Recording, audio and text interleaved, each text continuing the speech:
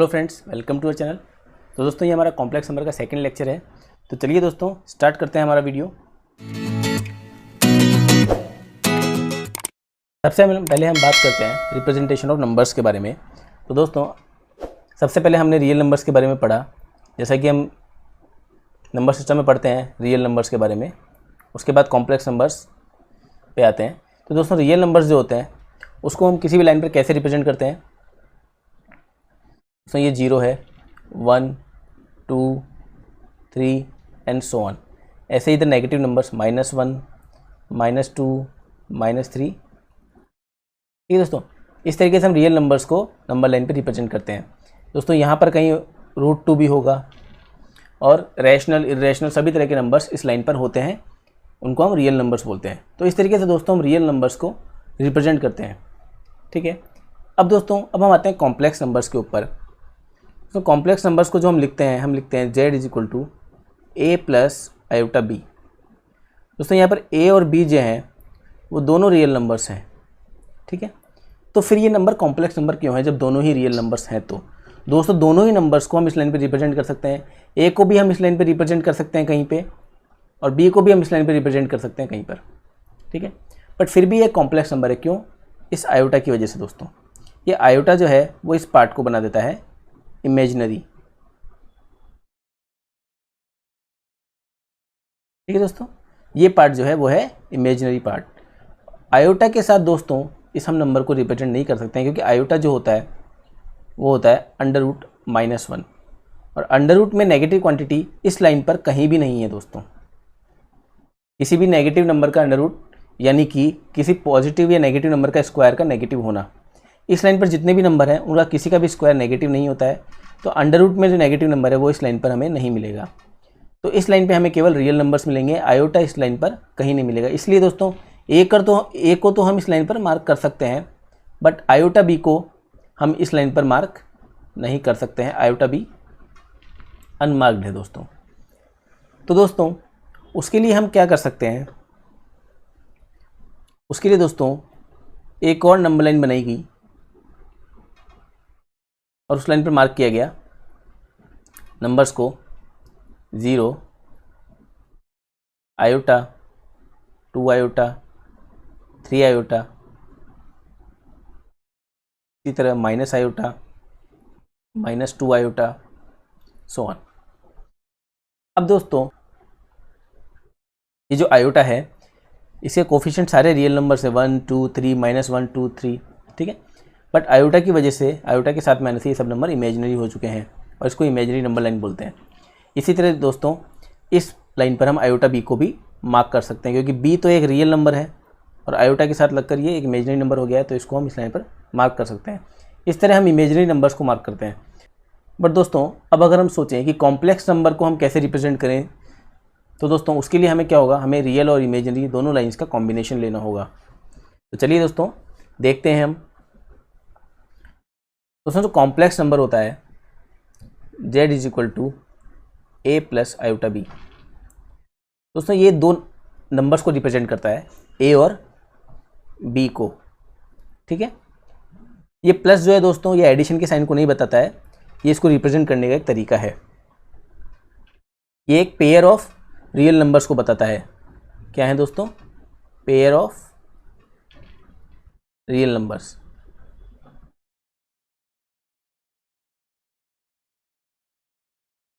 तो दोस्तों कोई भी पेयर ऑफ रियल नंबर्स होता है उसको हम हमारे कोऑर्डिनेट एक्सिस में रिप्रेजेंट कर सकते हैं बहुत ही इजीली। ठीक है, जैसे मान लीजिए हमें दिया हुआ है z = 2 + i/3। तो इसको हम 2, 3 का पेयर बोल सकते हैं, पेयर ऑफ रियल नंबर्स 2, 3। तो इसको हम इजीली दोस्तों रिप्रेजेंट कर सकते हैं यहाँ पर। ठीक है, ये हो गया 2 और ये हो गया 3। दोस्तों ये नंबर जो हो गया ये हो गया 2 + i/3। इस तरीके से हम दोस्तों कॉम्प्लेक्स नंबर को हमारे कार्टेशियन प्लेन में रिप्रेजेंट कर सकते हैं। दोस्तों कोई भी एक पेयर ऑफ रियल नंबर्स है वो इस प्लेन में एक यूनिक पॉइंट को रिप्रेजेंट करता है, और उसी तरीके से हम कॉम्प्लेक्स नंबर को भी रिप्रेजेंट कर सकते हैं। तो दोस्तों जिस प्लेन में, the plane in which a complex number is assigned और रिप्रेजेंटेड, उस प्लेन को हम बोलते हैं दोस्तों आर्गेंट प्लेन। ठीक है दोस्तों, इसको आप कॉम्प्लेक्स प्लेन भी बोल सकते हैं।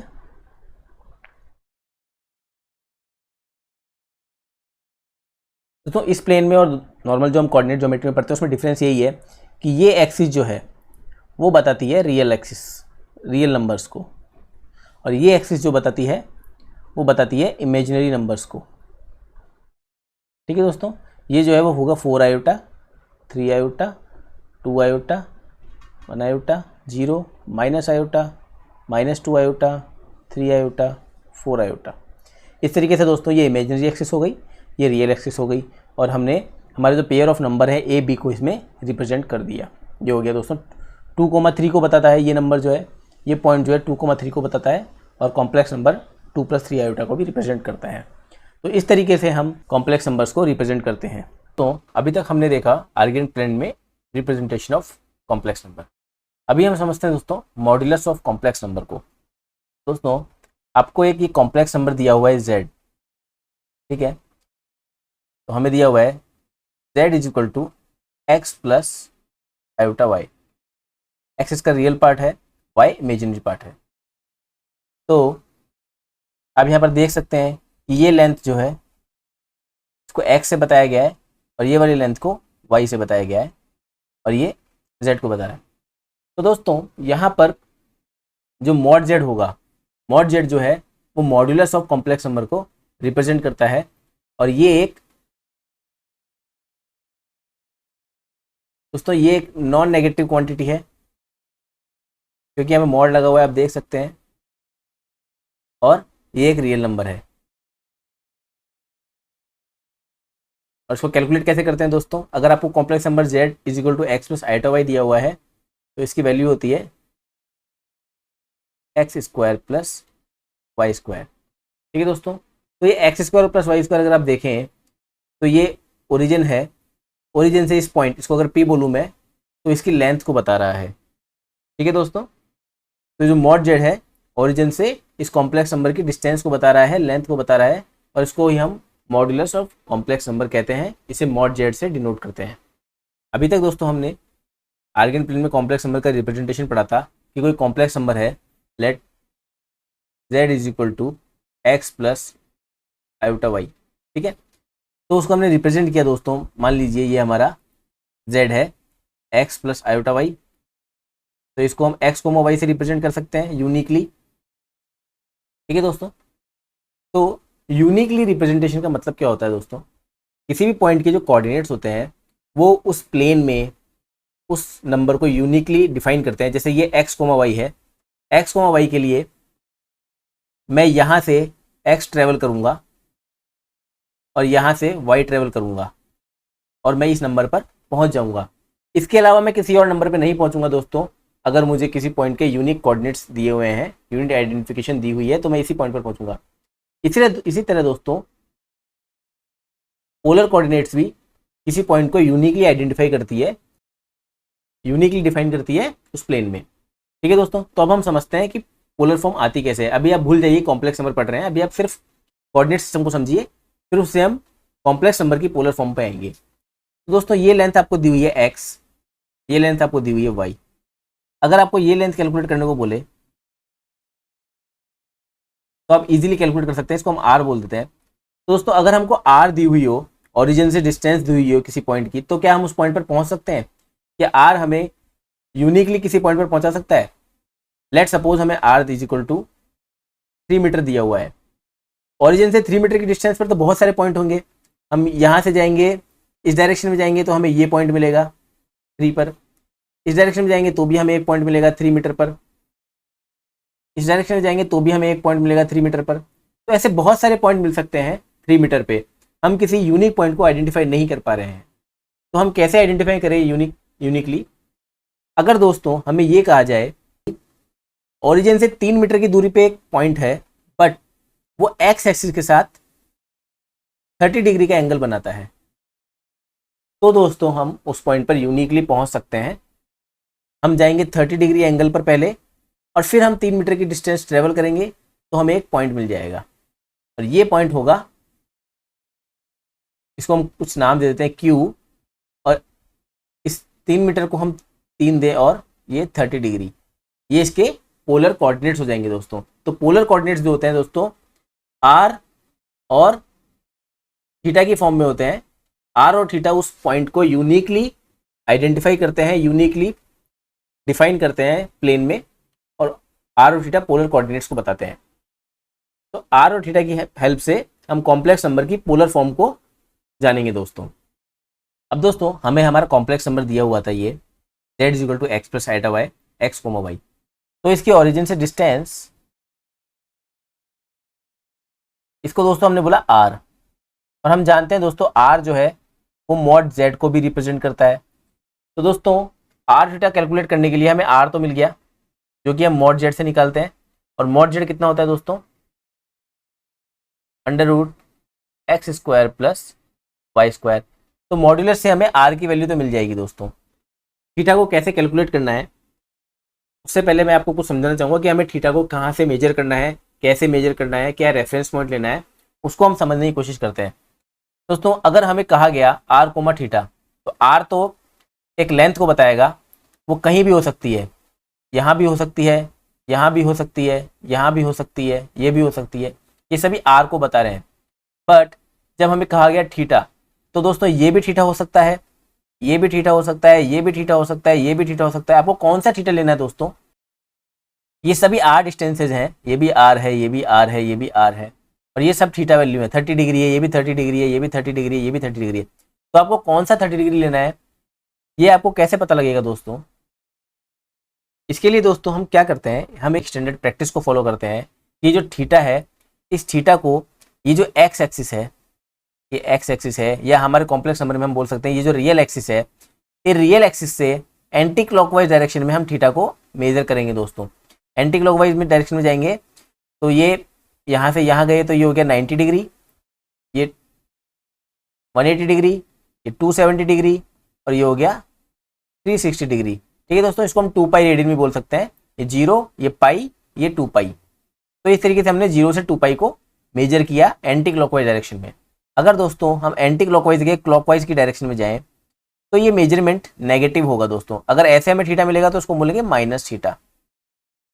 ठीक है, तो इस तरीके से दोस्तों मेजरमेंट ऑफ एंगल को, मेजरमेंट ऑफ थीटा को रेफरेंस दिया जाता है। हमें पॉजिटिव एक्स एक्सिस या पॉजिटिव रियल एक्सिस से एंटी क्लॉकवाइज डायरेक्शन में जब हम मेजर करते हैं तो उस तरीके से हमें एंगल को मेजर करना होता है। तो जब हमें कहा जाएगा r कोमा थीटा, तो हम थीटा को पॉजिटिव एक्स एक्सिस से मेजर करेंगे। हमें कहा गया 30 डिग्री, तो हम यहाँ से 30 डिग्री लेंगे। 90, तो यहीं से हम 90 मेजर करेंगे। तो इस तरीके से हम पॉजिटिव एक्स एक्सिस से एंगल को मेजर करते हैं। ठीक है दोस्तों, तो ये हो गया थोड़ा बेसिस, थोड़ा फंडामेंटल आर और थीटा का। जब आप थीटा को कैलकुलेट कर लेंगे दोस्तों, तो उसके बाद आपकी जो पोलर फॉर्म होगी वो कुछ इस तरीके से होगी कि एक्स को जो हम रिप्रेजेंट करेंगे वो करेंगे आर कॉस थीटा से, y को हम रिप्रेजेंट करेंगे r साइन थीटा से। तो आपका z हो जाएगा r cos theta plus iota r sine theta. और दोस्तों ये जो होगी वो होगी polar form of complex number. अब दोस्तों x को r कॉस थीटा से कैसे रिप्रेजेंट किया और y को r साइन थीटा से कैसे रिप्रेजेंट किया, ये मैं आपको समझा देता हूँ एक बार वापस। ये देखिए, ये आपकी रियल एक्सिस है, ये आपकी इमेजिनरी एक्सिस है, ये आपका कॉम्प्लेक्स नंबर है, रिप्रेजेंट किया हुआ है यहाँ पे x कोमा y। दोस्तों ये लेंथ हो गई x, ये लेंथ हो गई y, ये हो गया आपका थीटा और ये r। तो आप देख सकते हैं कि ये जो कंपोनेंट है x, अगर r को हम कंपोनेंट्स में डिवाइड करें तो x जो है वो r cos थीटा को बताएगा और y जो है वो r sin थीटा को बताएगा। ठीक है, आप करके भी देख सकते हैं। cos theta is equal to आएगा x अपॉन r और sin theta is equal to आएगा y अपॉन r। तो यहाँ से आपको x और y की वैल्यू मिल जाएगी पोलर कोऑर्डिनेट्स की फॉर्म में। ठीक है दोस्तों, r और थीटा की फॉर्म में आपको x और y की वैल्यू मिल जाएगी, उसको आप यहाँ पे कॉम्प्लेक्स नंबर में पुट कीजिए और ये आपको आपकी पोलर फॉर्म मिल गई कॉम्प्लेक्स नंबर की। तो इस तरीके से दोस्तों पोलर फॉर्म को रिप्रेजेंट करते हैं। r कैसे कैलकुलेट करते हैं आपको पता है, और थीटा को कैसे कैलकुलेट करना है ये हम आगे डिस्कस करते हैं दोस्तों। अब हम थीटा के ऊपर डिस्कशन करते हैं, उसको कैलकुलेट कैसे करते हैं और उसमें क्या क्या रूल्स हैं। सबसे पहले अभी हमने सीखा कि थीटा को मेजर कैसे करते हैं दोस्तों। ये जो पॉजिटिव रियल एक्सिस है इससे एंटी क्लॉकवाइज डायरेक्शन में हम थीटा को मेजर करते हैं दोस्तों। तो ये पॉजिटिव वैल्यू को बताता है। और अगर हम इधर की तरफ जाते हैं, मान लीजिए कोई लाइन है, तो ये नेगेटिव वैल्यू बताएगा क्योंकि हम अपोजिट डायरेक्शन में मेजर कर रहे हैं स्पेसिफाइड डायरेक्शन से, ठीक है। और अगर ये लाइन की लेंथ r है तो ये पॉइंट जो है दोस्तों r कोमा थीटा को बताता है, यूनिकली r कोमा थीटा इस पॉइंट को डिफाइन करता है। अभी दोस्तों हमने पोलर कोऑर्डिनेट्स देखे, x is equal to r cos theta, y is equal to r sin theta. तो यहाँ से दोस्तों 1 और 2 से r तो हमने कैलकुलेट कर लिया, r is equal to x square plus y square. और थीटा अगर कैलकुलेट करें तो यहाँ से आएगा दोस्तों tan inverse y upon x, ठीक है दोस्तों। तो इस तरह थीटा की वैल्यू कैलकुलेट की जा सकती है tan inverse y upon x से। थीटा जो होता है उसको आर्गुमेंट ऑफ z कहा जाता है। थीटा की मल्टीपल वैल्यूज हो सकती हैं। जब हम 0 से 2 पाई एंगल देखें तो उसमें थीटा की ये वैल्यू हो गई। जब हम 2 पाई से आगे जाएं, यानी कि ये 0 से 2 पाई हो गया, इसके आगे जाएं दोस्तों तो ये भी थीटा को ही बताता है, बट इसकी वैल्यू होगी 2 पाई प्लस थीटा। इसी तरह दोस्तों थीटा की 2n pi plus theta values हो सकती हैं।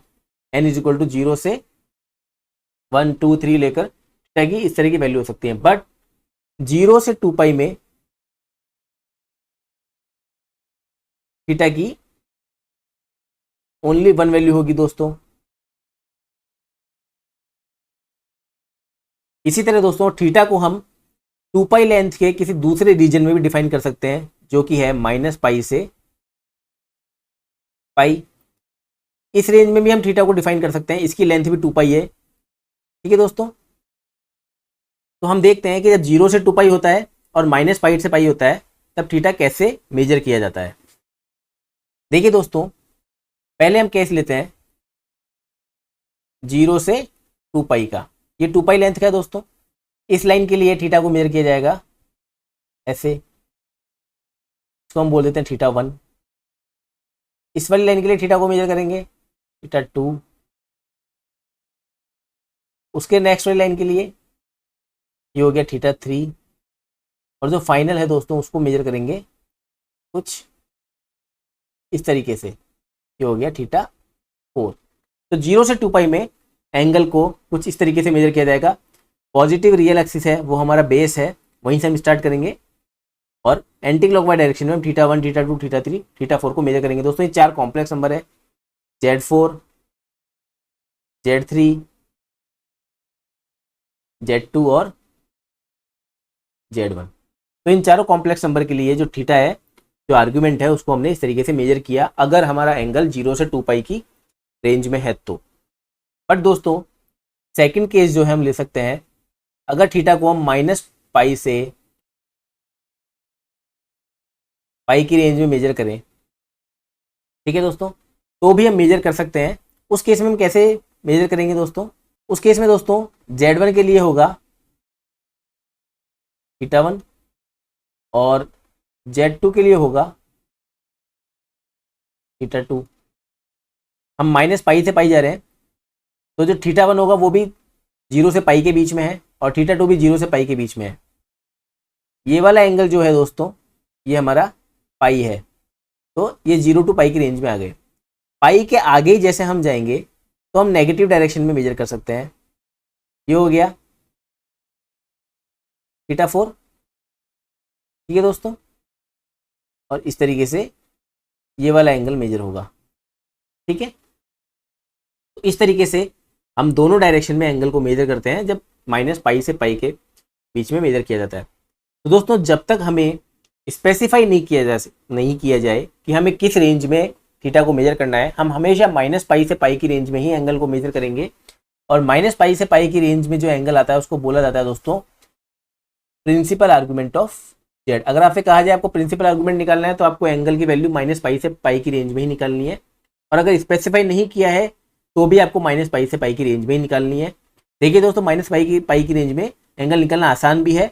0 से पाई हम इधर जा सकते हैं और माइनस पाई तक आप इधर से जा सकते हैं। ये जो एंगल होगा दोस्तों, इसको हम यू मेजर करेंगे, होगा तो ये ऊपर वाले के बराबर ही, बस इसको माइनस पाई कहेंगे क्योंकि हमने अपोजिट डायरेक्शन में जाकर मेजर किया है, क्लॉकवाइज डायरेक्शन में जाकर मेजर किया है।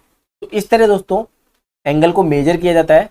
अब दोस्तों हम आगे बढ़ते हैं कैलकुलेशन के ऊपर कि आपको अगर एंगल किसी भी क्वाड्रेंट में दिया हुआ हो तो आप उसको किस फॉर्मूले से कैलकुलेट करेंगे, हम उस फॉर्मूले को डिराइव करते हैं। चलिए दोस्तों आगे बढ़ते हैं। अब दोस्तों आपको यहाँ पे 4 कॉम्प्लेक्स नंबर दिए हुए हैं, 4 पॉइंट हैं दोस्तों। Let z is equal to x plus iota y. इस कॉम्प्लेक्स नंबर को हम चारों पॉइंट पर लेकर चारों क्वाड्रेंट्स में उसके एंगल को कैलकुलेट करेंगे। तो ये फर्स्ट क्वाड्रेंट है दोस्तों। अगर हमारा z यहाँ पर है, z is equal to x plus iota y, तो दोस्तों ये हमारा जो एंगल है इसको हम बोले अल्फा। अल्फा की वैल्यू होगी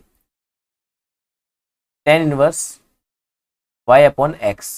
ठीक है दोस्तों, और ये अल्फा ही हमारा थीटा होगा। थीटा इज इक्वल टू हो गया अल्फा। ये दोस्तों हो गया आपका फर्स्ट क्वाड्रेंट। अगर दोस्तों हमारा z यहाँ पर होता, z ये पोर्शन x के बराबर होता और ये पोर्शन y के बराबर होता, तो दोस्तों इसको अगर हम अल्फा बोले यहाँ पर, तो अल्फा की वैल्यू होती tan inverse mod y upon x. ठीक है दोस्तों, ये angle tan inverse mod y upon x के बराबर होता। बट हमें कौन सा एंगल कैलकुलेट करना है, हमें ये एंगल कैलकुलेट करना है दोस्तों। ठीक है, तो ये एंगल कितना हो जाएगा, ये पूरा एंगल दोस्तों पाई है। पाई में से अगर हम अल्फा को माइनस कर दें तो थीटा इज इक्वल टू हो जाएगा पाई माइनस अल्फा। दोस्तों यहाँ पर हम अगर हमारा कॉम्प्लेक्स नंबर सेकंड क्वाड्रेंट में है तो हमको आर्गुमेंट जो होगा वो पाई माइनस अल्फा से मिलेगा, अगर इसको हम अल्फा बोलें तो। इसी तरह दोस्तों अगर हमारा कॉम्प्लेक्स नंबर थर्ड क्वाड्रेंट में है, इसको हम z बोलें, इस पोर्शन को हम y बोलें, इस पोर्शन को हम x बोलें, ये अगर हमारा अल्फा हो तो दोस्तों अल्फा की वैल्यू हो जाएगी tan inverse mod y upon x, क्योंकि इस क्वाड्रेंट में x और y दोनों नेगेटिव होंगे, तो अल्फा की वैल्यू तो tan inverse y upon x आ जाएगी। बट आर्गुमेंट ऑफ z यानी कि थीटा कितना होगा दोस्तों, थीटा को कैसे मेजर करेंगे, थीटा को हम ऐसे मेजर करेंगे दोस्तों। ये हमारा थीटा है दोस्तों। ठीक है, तो ये पूरा एंगल कितना है दोस्तों, ये पूरा एंगल है माइनस पाई। ठीक है, तो इस पूरे एंगल में से आपको अल्फा माइनस करना है, तो ये हो जाएगा माइनस पाई प्लस अल्फा। ठीक है दोस्तों, दूसरा तरीका ये है, अगर आपको समझ में नहीं आया ये कैसे किया, तो ये पूरा एंगल पहले आप निकाल लीजिए। ये पाई है, पाई में से आपने अल्फा निकाल दिया, पाई माइनस अल्फा, और हमने अपोजिट डायरेक्शन से मेजर किया है, क्लॉकवाइज मेजर किया है, तो आगे लगा दिया माइनस, तो हो गया माइनस पाई प्लस अल्फा। तो आर्गुमेंट जेड हो गया माइनस पाई प्लस अल्फा। अब दोस्तों हम आते हैं फोर्थ क्वाड्रेंट में। फोर्थ क्वाड्रेंट में दोस्तों ये हमारा z हो गया, ये हमारा y हो गया, ये हमारा x हो गया, और ये हमारा हो गया अल्फा। अब दोस्तों अल्फा तो हो जाएगा tan inverse mod y upon x. ठीक है, but argument of z theta कितना होगा, तो सबसे पहले थीटा मेजर करते हैं। थीटा को कैसे मेजर करेंगे दोस्तों, ऐसे।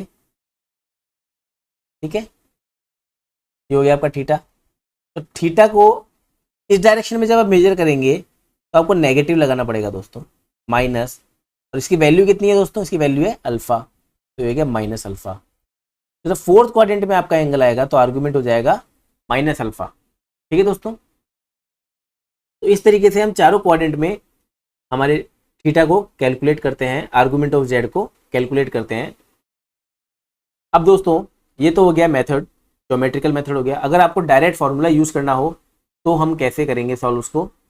अगर दोस्तों आपको डायरेक्ट फार्मूला यूज़ करना हो तो फॉर्मूला है theta is equal to tan inverse y upon x plus के पाई, जब दोस्तों x जो है वो ग्रेटर देन 0 हो। जब x ग्रेटर देन 0 है यानी कि फर्स्ट क्वाड्रेंट और फोर्थ क्वाड्रेंट, उस केस में के इज इक्वल टू हो जाएगा 0। ठीक है, क्यों दोस्तों, मैं बताता हूं। जब फर्स्ट क्वाड्रेंट में रहेगा तो एक्स और वाई दोनों पॉजिटिव रहेंगे। एक्स और वाई जब दोनों पॉजिटिव रहेंगे तो tan inverse y upon x ही हमारे थीटा की वैल्यू को बताएगा, यानी कि ये जो थीटा है यही थीटा की वैल्यू को बताएगा। ये एंगल है अल्फा वाई अपॉन एक्स, यही थीटा को बताएगा। सेकंड दोस्तों, जब फोर्थ क्वाड्रेंट होगा तो वाई की वैल्यू नेगेटिव होगी, तो tan inverse y upon x negative हो जाएगा, माइनस बाहर आ जाएगा। जब माइनस बाहर आ जाएगा तो ये जो है हमारा अल्फा है, ये वैल्यू जो है अल्फा, ये माइनस थीटा हो जाएगी। ठीक है दोस्तों, माइनस बाहर आ जाएगा तो ऑटोमेटिकली ये नेगेटिव साइन बाहर आ जाएगा, तो माइनस अल्फा को बताएगा। जब दोस्तों x लेस देन 0 हो और y भी लेस देन 0 हो, यानी कि थर्ड क्वाड्रेंट। थर्ड क्वाड्रेंट में क्या होगा दोस्तों, थर्ड क्वाड्रेंट में k की वैल्यू हो जाएगी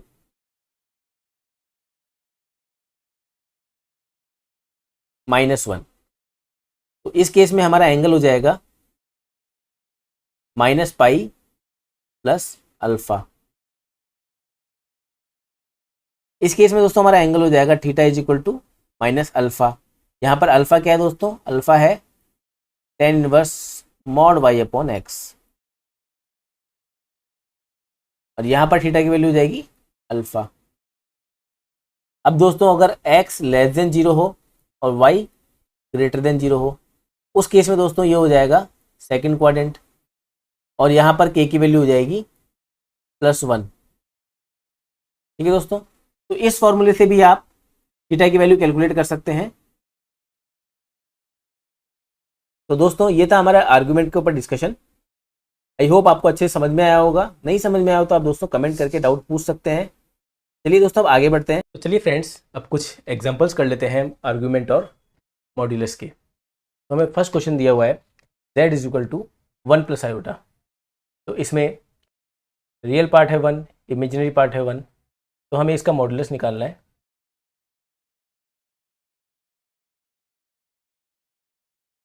तो इसका मॉड्यूलस हो जाएगा 1 + 1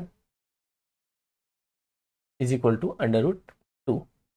ठीक है, नेक्स्ट आते हैं दोस्तों आर्ग्यूमेंट के ऊपर। तो सबसे पहले देखते हैं कि ये कौन से क्वाड्रेंट में है। एक्स और वाई दोनों पॉजिटिव हैं, तो ये तो फर्स्ट क्वाड्रेंट में होगा ये पॉइंट। तो इस पॉइंट का एंगल क्या होगा दोस्तों, हम देख कर ही बता सकते हैं, ये 45 डिग्री होगा। फिर भी हम कैलकुलेट कर लेते हैं, tan inverse 1/1 that is 5/4 radian. Second लेते हैं हम, z is equal to -1 minus iota. तो यहाँ पर मॉडुलस कितना हो जाएगा, मॉडुलस हो जाएगा -1 का स्क्वायर प्लस -1 का square is equal to √2। Argument इसका देखते हैं, ये दोस्तों आएगा हमारा थर्ड क्वाड्रेंट में।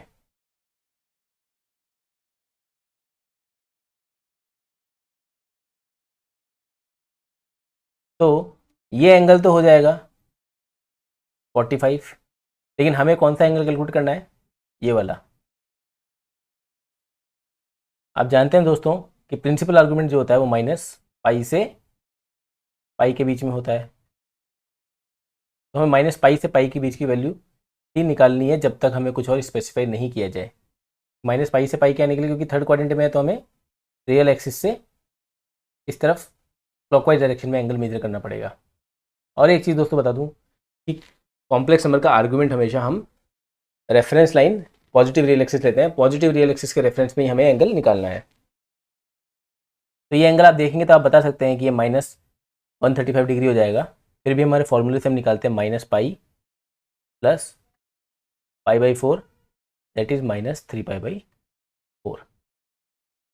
ठीक है दोस्तों, थर्ड क्वेश्चन देखते हैं। z is equal to -1 plus iota √3। तो यहाँ पर मॉड z यानी कि मॉड्यूलस हो जाएगा √1 प्लस 3, ये हो गया 2। एंड इसका आर्गूमेंट हो जाएगा, ये आएगा दोस्तों -1 प्लस आयोटा रूट 3, मतलब x नेगेटिव है और y पॉजिटिव है, तो ये आएगा सेकेंड क्वाड्रेंट में, तो ये यहाँ कहीं आएगा।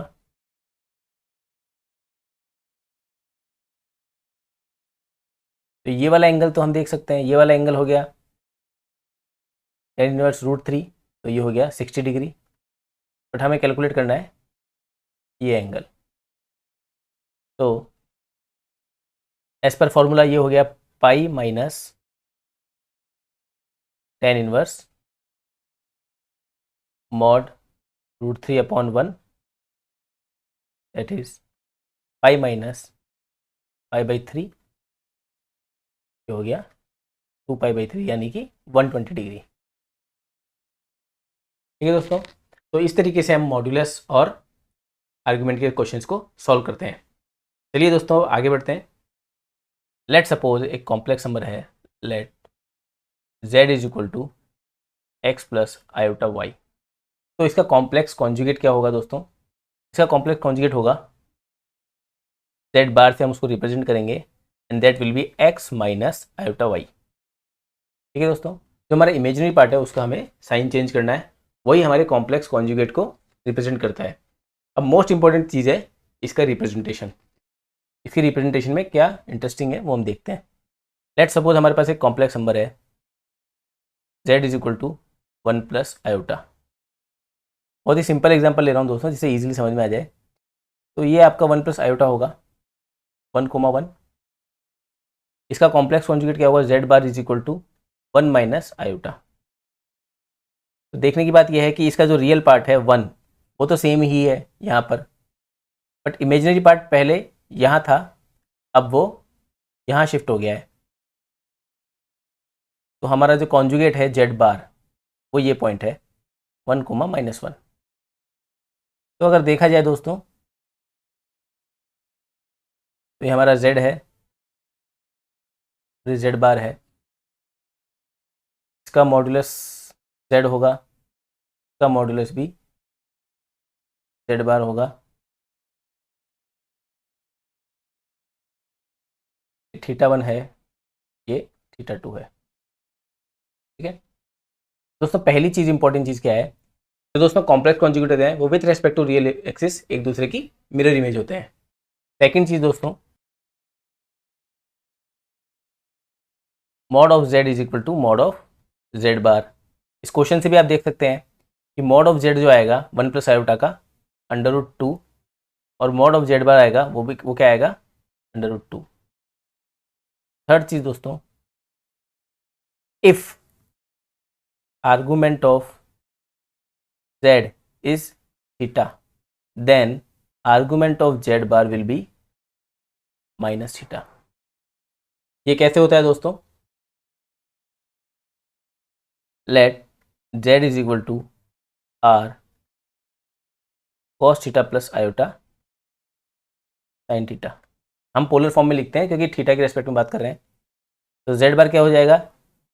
r cos theta minus iota sin theta. इसको हम ऐसे भी लिख सकते हैं r cos of minus theta minus plus iota sine of minus theta. तो आप देख सकते हैं कि z बार का जो आर्ग्यूमेंट है वो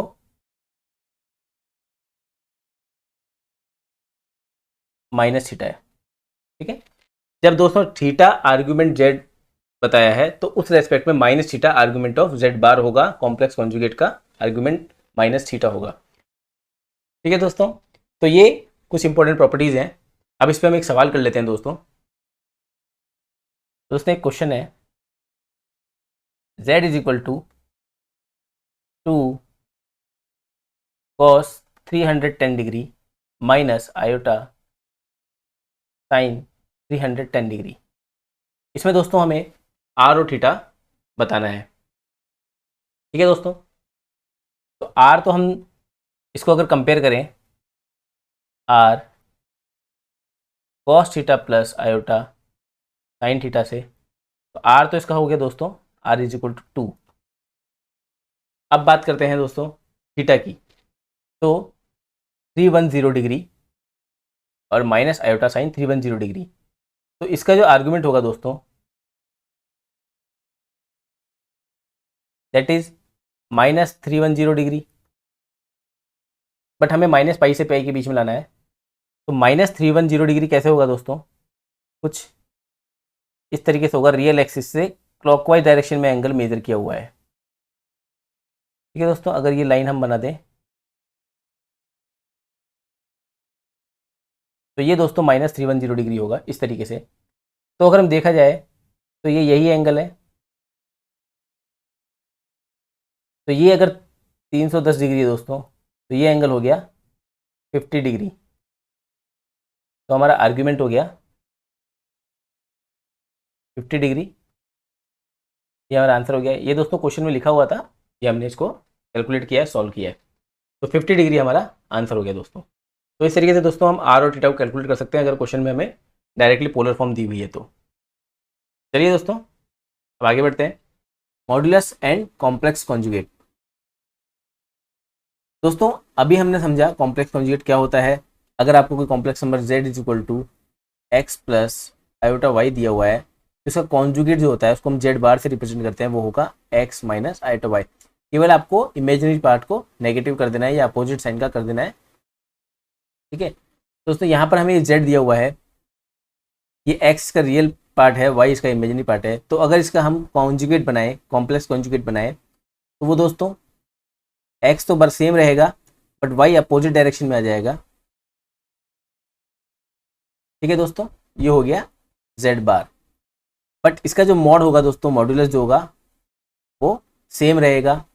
यानी कि आप कह सकते हैं mod of z is equal to mod of z bar. ठीक है दोस्तों, ये पहली चीज़ हो गई। दूसरी चीज़ दोस्तों, multiplicative inverse of complex number, यानी कि z इन्वर्स। इसको हम लिख सकते हैं 1 upon x plus iota y. इसको हम लिख सकते हैं x minus iota y upon x square plus y square. और क्या इसको लिख सकते हैं z bar upon mod z का स्क्वायर। तो यहाँ से हम कह सकते हैं कि z bar is equal to mod z का स्क्वायर। ठीक है दोस्तों, ये एक रिलेशन है, इस रिलेशन से आप डायरेक्ट क्वेश्चन भी आ सकते हैं आपको, तो आप उनको इस रिलेशन से सॉल्व कर सकते हैं। दोस्तों ये कुछ प्रॉपर्टीज़ हैं कॉन्जुगेट्स की। इसमें बताया गया है कि z1 प्लस z2 का कॉन्जुगेट होगा वो z1 conjugate plus z2 conjugate के बराबर होगा। आप सॉल्व करके देख लीजिए, तो बहुत ही सिंपल है। माइनस z का कॉन्जुगेट होगा वो z कॉन्जुगेट के माइनस के बराबर होगा। देख लीजिए दोस्तों, माइनस z लिख दिया x माइनस आयोटा वाई, इसका कॉन्जुगेट कितना होगा दोस्तों, minus x plus iota y. ठीक है, और minus x plus iota y को हम क्या लिख सकते हैं, minus of x minus iota y का कॉन्जुगेट। और इसको हम क्या लिख सकते हैं, माइनस ऑफ z कॉन्जुगेट। ठीक है दोस्तों, z हमारा क्या है, z is equal to x plus iota y है। दोस्तों ध्यान दीजिए, कॉन्जुगेट जब लेते हैं केवल इमेजिनरी पार्ट का साइन चेंज होता है। ठीक है, तो बहुत ही सिंपल था। ये एक देख लेते हैं दोस्तों, 1 अपॉन z का कॉन्जुगेट। दोस्तों बहुत ही सिंपल है, 1 का कॉन्जुगेट जो होगा वो तो 1 ही रहेगा क्योंकि रियल पार्ट है, इमेजिनरी पार्ट का साइन चेंज होता है। और z का कॉन्जुगेट z बार हो जाएगा, तो ये 1 अपॉन z बार हो गया। इसी तरह दोस्तों z1 अपॉन z2 का कॉन्जुगेट होता है वो z1 कॉन्जुगेट z2 कॉन्जुगेट होता है। अब दोस्तों ये है कि अगर z bar is equal to z है तो z का रियल होना पक्का है। दोस्तों z बार हो गया x minus iota y, z हो गया x प्लस आयोटा वाई। ठीक है, ये दोनों तो बराबर हैं, ये दोनों बराबर तभी हो सकते हैं जब ये दोनों जीरो हो जाए। ठीक है दोस्तों, minus y is equal to y is equal to 2y is equal to zero, y is equal to zero. इसका मतलब इमेजिनरी पार्ट क्या है, जीरो है, तो x रियल पार्ट है और z हो गया रियल। 8th पॉइंट है दोस्तों, रियल एंड इमेजिनरी पार्ट्स जो कि रियल z और इमेजिनरी z से रिप्रेजेंट करते हैं उसको कैलकुलेट कर सकते हैं अगर आपके पास z और z बार हो तो। ठीक है, रियल पार्ट जो होता है वो होता है z plus Z bar by 2, imaginary part होता है z minus Z bar by 2 iota. ठीक है, इस फॉर्म में भी आपको कई बार दिया जा सकता है, कोई कॉम्प्लेक्स नंबर z है उसको आप लिख सकते हैं z plus Z bar by 2 plus z minus Z bar by 2। ठीक है, इस तरीके से भी रिप्रेजेंट किया जा सकता है कॉम्प्लेक्स नंबर को। ठीक है दोस्तों, अगला दिया हुआ है कि z एक कॉम्प्लेक्स नंबर है x प्लस आयोटा वाई, तो z बार जो होगा वो x square plus y square होगा। बिल्कुल होगा दोस्तों, z हो गया x plus iota y, z bar हो गया x माइनस आयोटा वाई, तो ये क्या हो गया x square plus y square. ठीक है दोस्तों, अब दोस्तों ये कुछ प्रॉपर्टीज़ हैं जिनको हम डिस्कस करते हैं। हमको दिया हुआ है कि if θ1 and θ2 are arguments of z1 and z2, then θ1 plus θ2 is an argument of z1 z2। तो z1 हमने लिया r1 cos θ1 plus iota sine θ1, ठीक है, और z2 हमने लिया r2 cos θ2 plus iota sine θ2। तो z1 z2 क्या हो गया दोस्तों, z1 z2 होगा r1 cos θ1 plus iota r1 sine θ1 multiplication में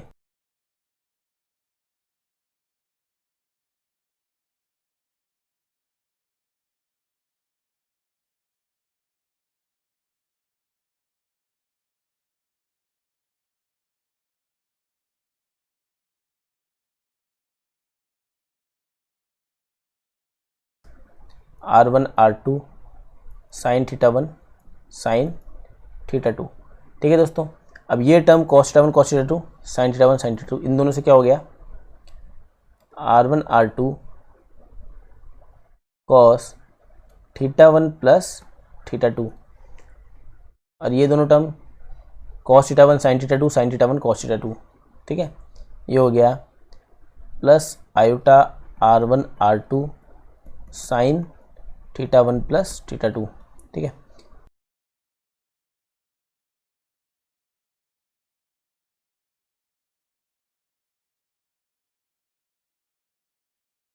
दोस्तों ये हमने प्रूव कर दिया कि अगर z1 का आर्गूमेंट θ1 है, z2 का θ2 है, तो z1 z2 का जो आर्गूमेंट होगा वो θ1 प्लस θ2 होगा। Argument of z1 z2 is equal to θ1 plus θ2। ठीक है दोस्तों, ये हमने प्रूव कर दिया। अब दोस्तों आगे बढ़ते हैं। आगे अब दोस्तों इसमें कहा गया है argument of z1 z2 z3 zn वो सम ऑफ द आर्गूमेंट्स होगा। तो दोस्तों कैसे होगा देखिए, सबसे पहले हम z1 z2 को लेते हैं, इसका आर्गूमेंट हो गया θ1 प्लस θ2। अब हम क्या करते हैं, हम लेते हैं z3 को, तो इनका आर्गूमेंट हो गया θ1 प्लस θ2 प्लस θ3। इसी तरह सोन z4 का लेंगे तो प्लस θ4 हो जाएगा, ऐसे ही zn का लेंगे तो ये हो जाएगा θn। दोस्तों ये हमने आपको डेरिवेशन करके दिखाई दिया है कि θ1 प्लस θ2 कैसे होगा। इसी तरीके से दोस्तों ये θn तक हो जाएगा। ठीक है, तो हम लिख सकते हैं कि argument of z1 multiply by z2 multiply by z3 so on zn is equal to θ1 plus θ2 plus θ3 plus θn। ठीक है दोस्तों, तो दोस्तों अब अगर ये कह दिया जाए कि ये सारे z इक्वल हैं, that is argument of z की पावर n, तो वो क्या हो जाएगा दोस्तों, सारे आर्गूमेंट सेम हो जाएंगे, तो theta plus theta plus theta plus theta n times that is n theta. ठीक है, तो n की z की पावर n का आर्गूमेंट जो होगा दोस्तों n थीटा होगा। तो इसको हम लिखना चाहते हैं, हम लिख सकते हैं if θ1 is equal to θ2 is equal to θn हो, then n theta is the argument of z to the power n। तो दोस्तों मान लीजिए आपको z दिया हुआ है r cos of theta plus iota sine of theta, तो z की power n that is r cos theta plus iota sine theta power n। इसको हम दोस्तों लिख सकते हैं r की power n cos of n theta plus iota sine n theta. ठीक है दोस्तों, ये दोस्तों बहुत ही इंपॉर्टेंट रिजल्ट है, इसको आप ध्यान रखिएगा।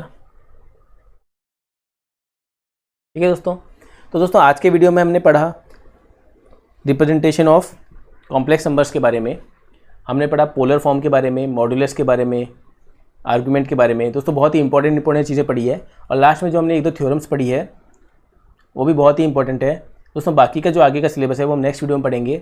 आज की वीडियो में बस इतना ही। तो चलिए दोस्तों, गुड बाय।